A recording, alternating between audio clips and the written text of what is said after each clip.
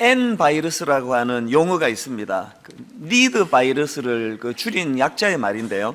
이제 어느 분이 쓴 글에 보니까 이 N 바이러스에 대해서 설명하기를 이제 이 조직을 보면은 여러 종류의 분위기가 다르다는 겁니다. 그 중에서 이 망해가는 조직을 보면은 그 안에 비관적인 생각이 팽배하다는 겁니다. 우리는 안 된다. 우리 희망 없다. 다시 일어서는 거 불가능하다.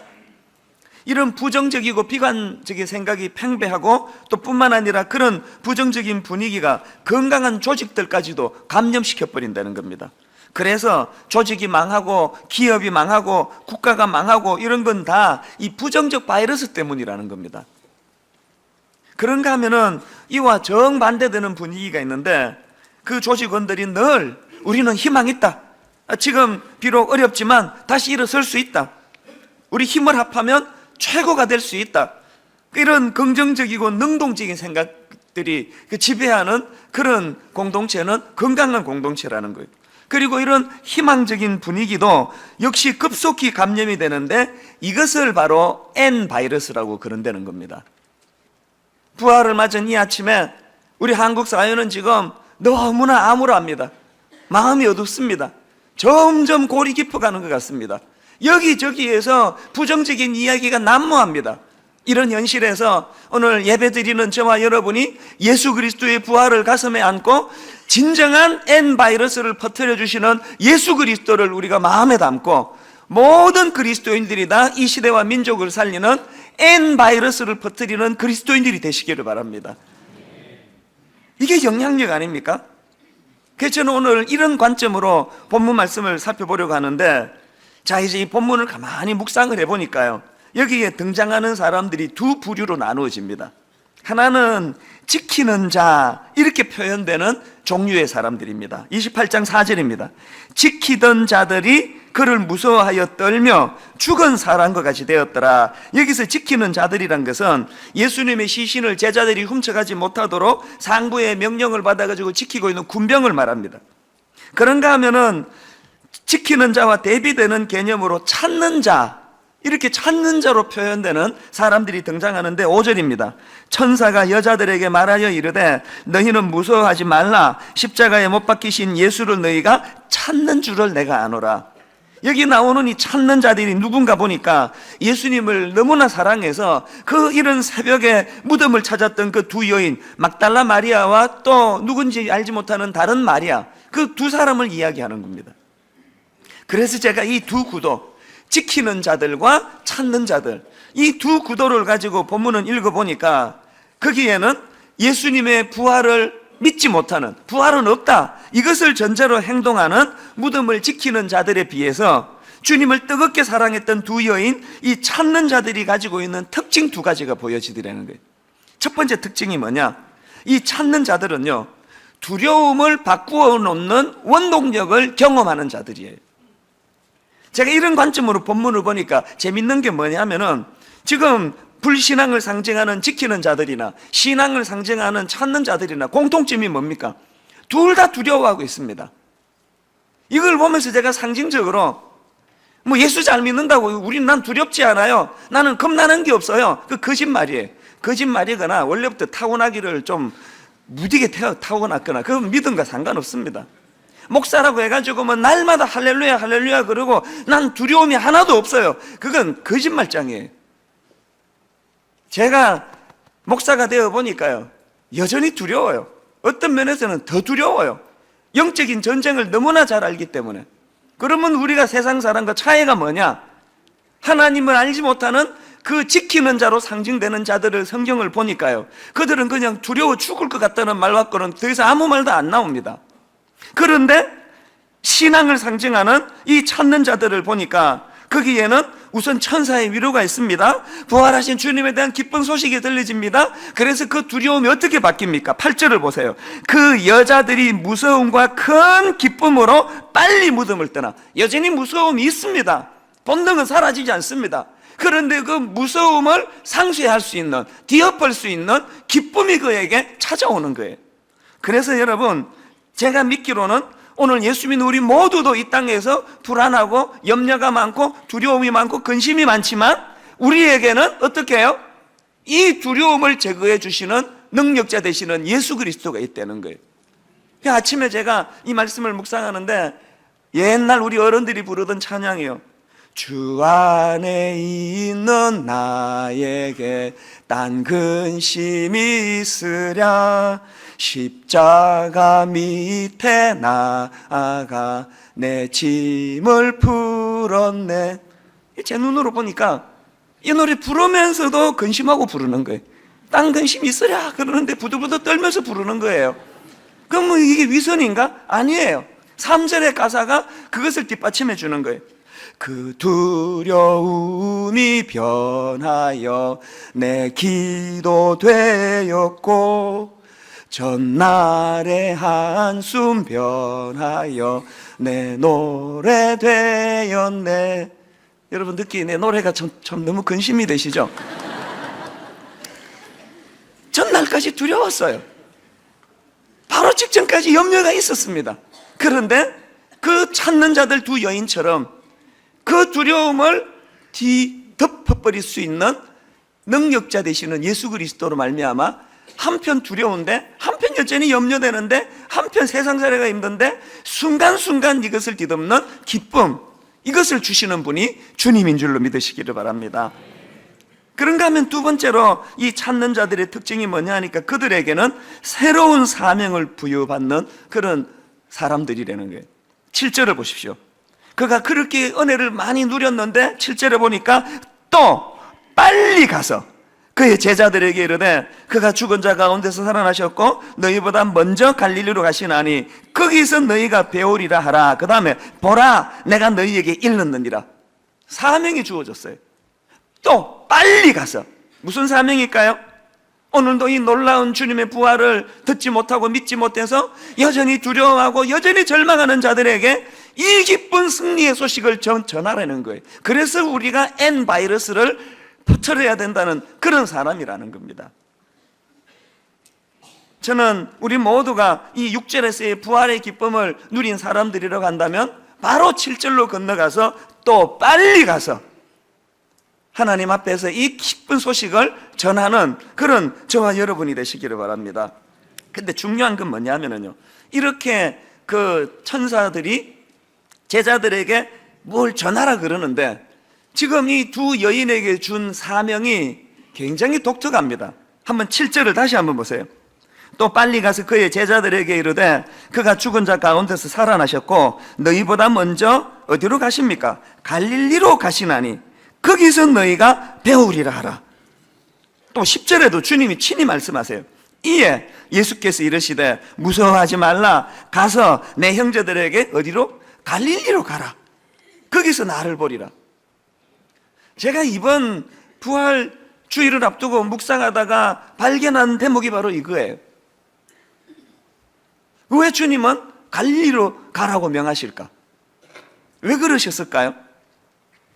생각해 보면은 이 갈릴리란 곳은요, 주님이 십자가 지시기 이전에 제자들과 함께 사역하던 지역 아닙니까? 제자들 입장에서 갈릴리는 어떤 의미입니까? 예수님이 그들을 처음 불러주셨던 장소, 그게 갈릴리예요. 그 후에 예수님과 더불어 교제하면서 추억이 쌓여지는 곳, 능력이 나타나는 곳, 귀신을 쫓아내신 곳, 병든 자를 치유해 주신 곳, 놀라운 하나님의 나라에 대한 꿈을 심어주신 곳, 그게 갈릴리예요.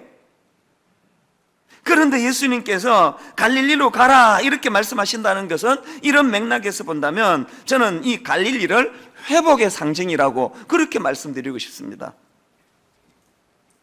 십자가 지시기 이전의 상태, 십자가를 통하여 주님의 그 비참한 고난을 보면서 모든 죄자들이 절망하면서 베드로 같은 사람은 나는 이제 다시 옛날로 돌아가려다, 이런 패배주의자가 되어 있던 제자들에게 주님은 어디로? 갈릴리로 가라. 십자가 이전의 상태로 회복, 그 은혜가 갈릴리라는 거예요. 그래서 저는 지난주 참 많은 생각을 했습니다. 이찬수 목사가 돌아가야 될 갈릴리는 무엇인가? 내가 회복해야 될 갈릴리는 무엇인가? 그리고 생각해 보니까 우리에게 있어서 갈릴리는 두 가지 차원의 회복을 말해주는 것 같아요. 하나는 초심 회복이에요. 처음 주님이 너를 불러주셨던 그 갈릴리로 가라. 초심의 회복. 두 번째로는 사명의 회복이에요. 이것과 아주 그 유사한 분위기를 연출하는 그런 말씀이 구약에도 나오는데요. 창세기 35장 1절을 한번 보세요. 하나님이 야곱에게 이르시되 일어나 베델로 올라가서 거기 거주하며, 이렇게 나와 있습니다. 자, 이 지금 본문의 배경이 어떤가 하면은 야곱에게 있어서 지금 인생 최대의 지금 고비를 맞고 있는 상황입니다. 다른 원주민 추장에게 성폭행 당하는 끔찍한 비극이 일어나고, 또 그런 상황에서 격분한 그 아들들이 뭘 잘못 덧나게 만들어 가지고 지금 야곱 자신뿐만 아니고 모든 가족들이 원주민들에게 몰살당할 지금 위기에 처해 있습니다. 이런 절차절명의 위기의 상황을 맞은 야곱에게 하나님이 주신 대안이 뭡니까? 베델로 돌아가라는 거예요. 다시 베델로 돌아가라. 왜 하나님은 위기를 맞은 야곱에게 베델로 올라가라고 말씀하셨을까요? 야곱 자신이 그 의미를 너무 잘 알아요. 그래서 자기 가족들에게 이렇게 이야기합니다. 창세기 35장 3절입니다. 우리가 일어나 베델로 올라가자. 그게 어떤 의미가 있습니까? 내 환난 날에 내게 응답하시며 내가 가는 길에서 나와 함께 하신 하나님께 내가 거기서 제단을 쌓으려 하노라. 야곱은 젊은 시절에 야심이 지나쳐가지고 자기 형의 그 장자권을 음모를 꾸며서 빼앗으려다가 그게 그냥 잘못 부작용이 생겨가지고 이제 형으로부터 도저히 그 집에 버틸 수 없는 그런 살해 위협을 느끼고, 그래서 이제 야곱은 야반도주하듯이 평생 엄마 치마 폭에 쌓여있던 그 야곱이 난생 처음으로 엄마를 떠나서 집을 떠나서 이제 자기 외삼촌 집으로 갑니다. 어둑어둑해지고 짐승 소리가 들려나고, 요즘처럼 뭐 랜턴이 있습니까? 뭐 이런 기구가 하나도 없잖아요. 얼마나 그 밤이 그에게 두려웠겠습니까? 얼마나 서글펐겠습니까? 모든 사람들이 저 사기꾼 같은 놈 비난하고 손가락질하는 그런 절망의 밤을 맞이하는데, 놀랍게도 하나님께서 그 밤에 야곱을 만나 주십니다. 그리고는 말씀하시기를 네가 어디로 가든지 너와 함께 내가 하고 너를 지켜주시겠다. 육안으로 보면 네 주변에 아무것도 없는 것 같지? 영안을 열고 보면 나 여호와 하나님이 너와 함께 하고 있다. 그리고는 말씀해 주시는 게 네가 지금 비록 집과 고향을 떠나 도망하는 신세가 됐지만 반드시 회복시켜 주시겠다는 거예요. 돌아오도록 만들어 주시겠다는 거예요. 그러면서 창세기 28장 15절 하반절에 보니까 내가 너에게 허락한 것을 다 이루기까지 너를 떠나지 아니하리라. 그날 밤에 야곱이 경험했던 그 감격을 여러분 이해하실 수 있습니까? 제가 예배를 인도하다가 보면은요, 우시는 분이 계세요. 계시는 정도가 아니고 많이 계세요. 어떤 분은 통곡을 하세요. 왠지 아십니까? 이해가 안 되실 거예요. 저는 알아요, 그게 뭔지. 예배 가운데 통곡하시는 그분은 지금 영적인 베델을 경험하고 있는 거예요. 하나님이 그를 만나 주신 장소, 그게 베델이에요. 그렇게 하고 오랜 시간이 지났는데 지금 창세기 35장으로 와서 야곱에게 또 위기가 찾아온 거예요. 그런 절망적인 위기가 찾아왔을 때 하나님이 주신 대안이 뭐라고요? 다시 베델로 올라가라. 뭘 의미할까요? 너 그 어렵던 시절, 외로웠던, 고독했던, 아무도 내 편이 되어주지 않던 그 절망적인 밤에, 그 젊은 시절에 내가 베델에서 너와 함께 했던 것처럼 이 위기의 순간에 네가 베델로 돌아가라. 여러분의 베델은 어디십니까?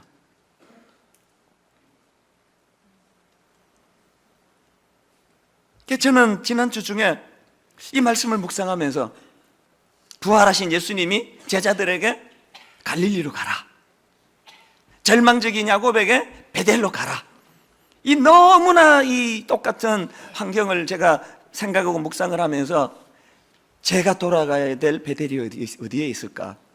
제가 기억해야 될 갈릴리는 무엇일까? 그것을 묵상하고 있는데요, 여러분, 우리 하나님은 정말로 좋으신 분이에요. 정말 친절하신 분이에요. 지난 화요일 날 강사님으로 그 손봉호 장로님 오시지 않으셨습니까? 그날 제가요, 일부러 뒤진 것도 아니에요. 그날 새벽에 그 교수님의 말씀의 은혜를 많이 받고 참 마음이 뜨거웠는데, 뒤진 것도 아니고 뭐 어떻게 이게 설명할 길이 없어요. 너무나 우연히 그분의 강의 하나가 제게 들려지게 됐습니다. 그래서 이게 하나님이 내게 말씀하시는 그 베델인가 보다, 그런 생각을 했습니다. 그 강의 제목이 뭐냐 하니까 한국 교회를 살리기 위한 3가지, 이게 제목이에요. 그래서 제가 그 내용을 전부 다 옮겨 적었습니다. 이거 여러분과 잠깐 나누고 싶은데요, 그분이 말씀하시기를 오늘날 분당 우리 교회가 다시 돌아가야 될 갈릴리가 무엇인가, 또 한국 교회가 살아나기 위해서 꼭 해야 되는 일이 뭔가 3가지가 있는데, 첫째가 뭐냐 하니까 한국 교회는 도덕성이 회복돼야 된다는 겁니다. 오늘 교회의 위기는 도덕성의 위기라는 겁니다. 그분은 윤리학자 아닙니까? 그 윤리학자이신 그 장로님이 정의하는 도덕이 이렇더라고요. 직접이나 간접으로 다른 사람에게 해를 끼치지 않도록 행동하는 것, 이게 도덕이래요. 그러고 보니까요, 우리나라 사람들 자체가 도덕성이 약해요. 여러분 백화점 같은 데 갈 때 바로 지금 한 걸음 뒤에 누가 따라오는데도 불구하고 그냥 내 편한 대로 문 확 열었다가 그냥 탁 닫아버리고 나가면은 그런 도덕성이 없는 거예요. 그래서 그 코가 깨질 뻔한 게 한두 번입니까? 그래서 문 한 번 이렇게 다른 사람을 배려해서 받쳐주는 거, 이게 도덕성이에요. 아니 자본주의 국가에서 내가 이 비싼 차를 샀는데 교회 갈 때 내가 내 차 끌고 가는데 누가 뭐라 그래? 그러면서 온 차를 다 갖고 와가지고 교회 주변에 많은 이웃들을 불편하게 만들면 그건 도덕성이 약한 거예요. 사고랑 차지 않습니다. 경찰 안 옵니다.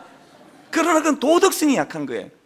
저는 오늘날 우리 중학생, 고등학생 또 대학생들을 보면은 저는 절망하는 사람이에요.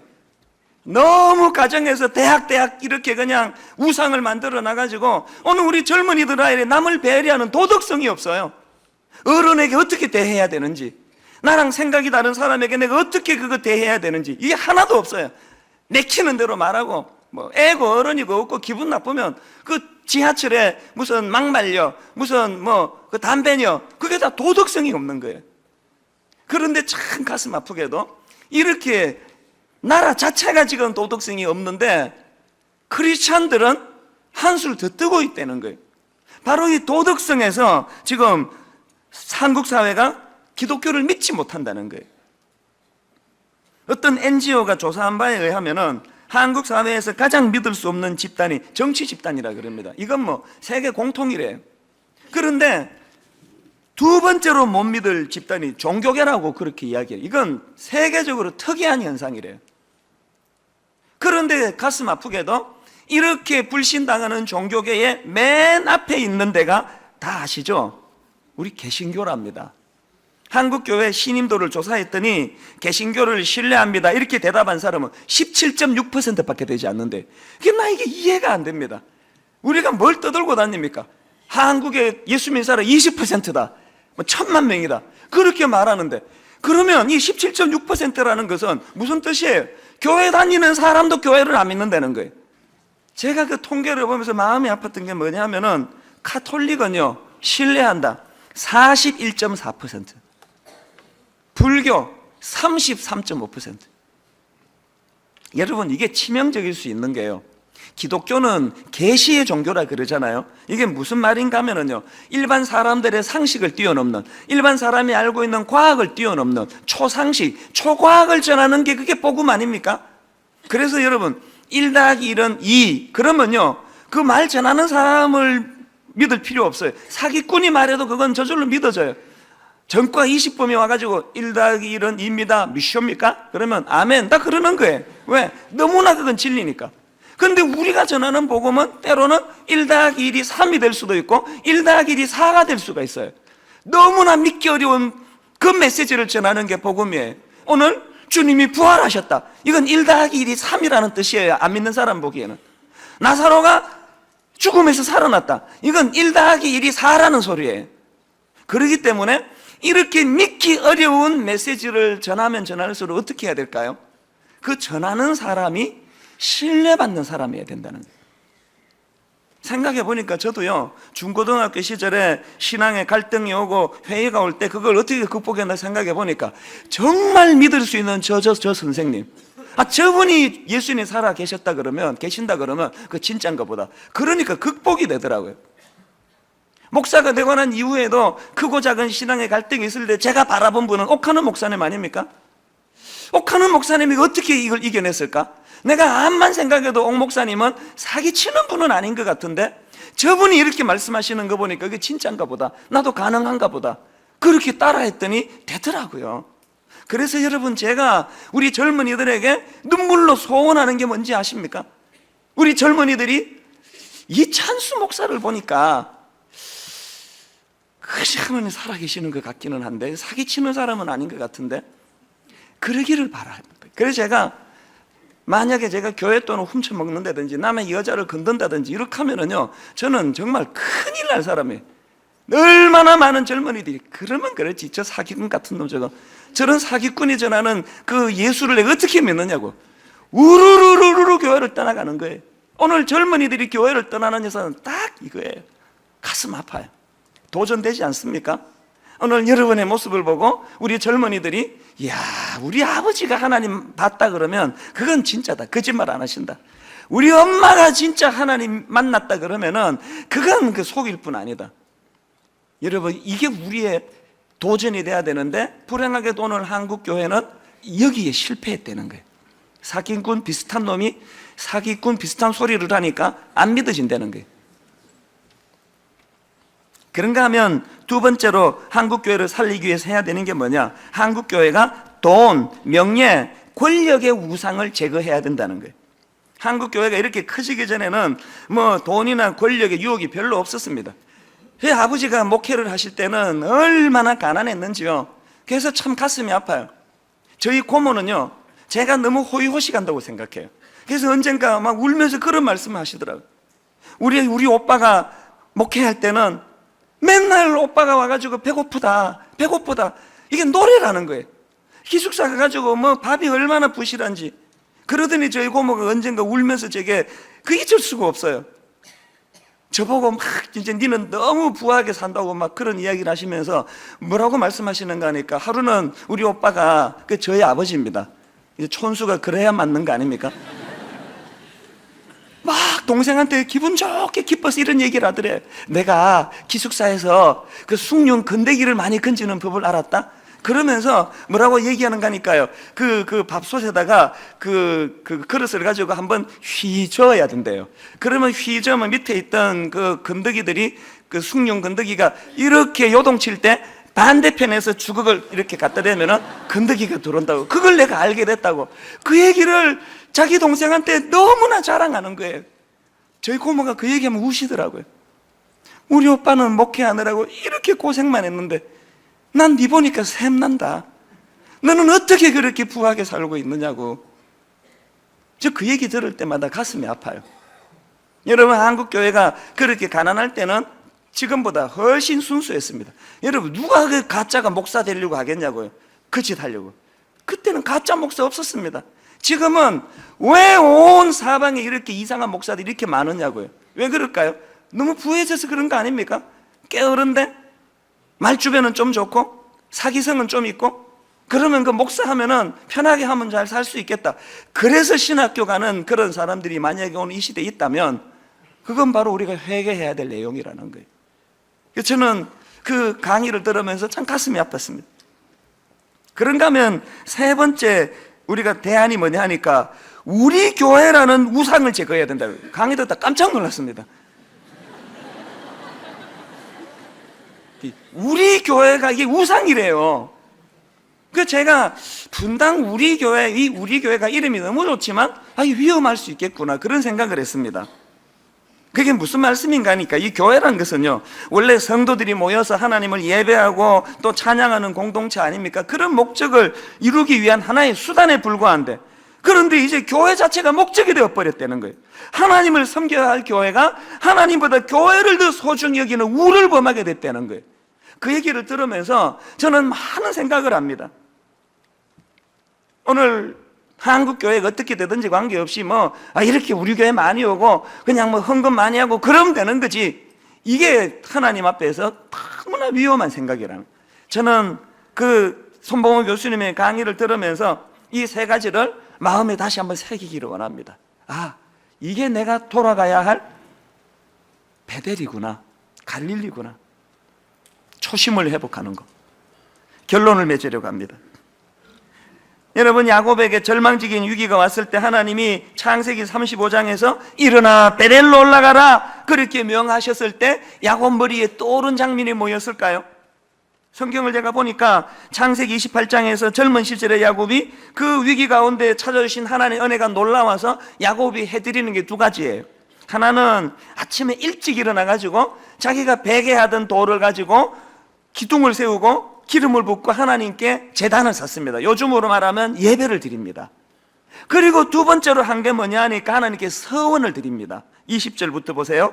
야곱이 서원하여 이르되 하나님이 나와 함께 계셔서 내가 가는 이 길에서 나를 지키시고 먹을 떡과 입을 옷을 주시어 내가 평안히 아버지 집으로 돌아가게 하시오면 여호와께서 나의 하나님이 되실 것이요 내가 기둥으로 세운 이 돌이 하나님의 집이 될 것이요 하나님께서 내게 주신 모든 것에서 10분의 1을 내가 반드시 하나님께 드리겠나이다 하였더라. 그리고는 야곱이 그 서원을 잊어버렸어요. 사람은요, 화장실 갈 때 마음, 나올 때 마음 다른 게 죄성 가진 인간이에요. 그런데 35장에서 네가 베델로 돌아가라 했을 때 이 서원이 떠올랐을 거라고 생각합니다. 저는 이 부활주일날 하나님 우리 젊은 시절에 어떻게 인도해 주셨는가가 떠올려지기를 바랍니다.